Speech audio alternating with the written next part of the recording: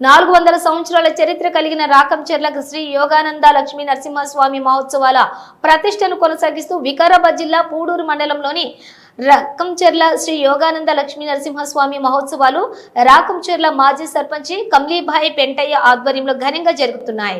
కార్యక్రమాన్ని ఉద్దేశించి పెంటయ్య మాట్లాడుతూ ప్రతి సంవత్సరం మాదిరిగానే ఈ సంవత్సరం కూడా రాకంచెర్ల మహోత్సవ కార్యక్రమాన్ని అంగరంగ వైభవంగా 11వ తేదీ ఆదివారం నుండి 15 గురువారం వరకు జాతర మహోత్సవం కార్యక్రమం జరుగుతుందని, గత 20 సంవత్సరాల నుండి మా చేతుల మీదుగా కార్యక్రమం జరగడం అదృష్టంగా భావిస్తున్నామని స్థానిక MLA doctor T Rammohan Reddy సహకారంతో శ్రీ లక్ష్మీ నరసింహస్వామి ఆలయ అభివృద్ధి కొరకై 70 లక్షల నిధులు మంజూరు చేయడంతో త్వరితగతిన పనులు పూర్తి చేస్తున్నామని ఎమ్మెల్యే రామ్మోహన్ రెడ్డికి మా గ్రామస్తుల నుండి కృతజ్ఞతలు తెలిపారు. ఈ జాతర మహోత్సవానికి పార్టీలకు అతీతంగా అందరూ పాల్గొని విజయవంతం చేయాలని కోరారు.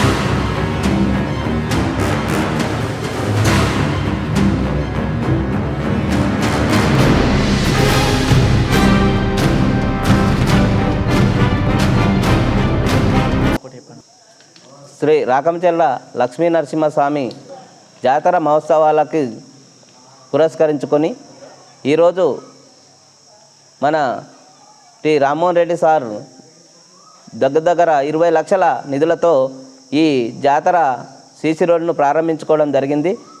12వ తేదీ జాతర ఉండడం వల్ల ఇంత తొందరగా మాకు నిధులు ఇచ్చి జాతరని మంచిగా జరుపుకోవాలని మా మీద ఆశీర్వదించి నిధులు ఇచ్చినందుకు ప్రత్యేకంగా రామ్మోహన్ రెడ్డి సార్కి ప్రత్యేకంగా ధన్యవాదాలు.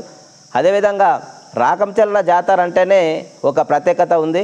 దగ్గర 400 ఏళ్ళ క్రితం నాటి గుడి ఈ టెంపుల్ అంత పురాతనమైన, దీనికి పురాతనమైన ఒక లిఖితపూర్వకంగా ఒక గుండము దీనికి రాసి ఉండడం ఒక ప్రత్యేకత.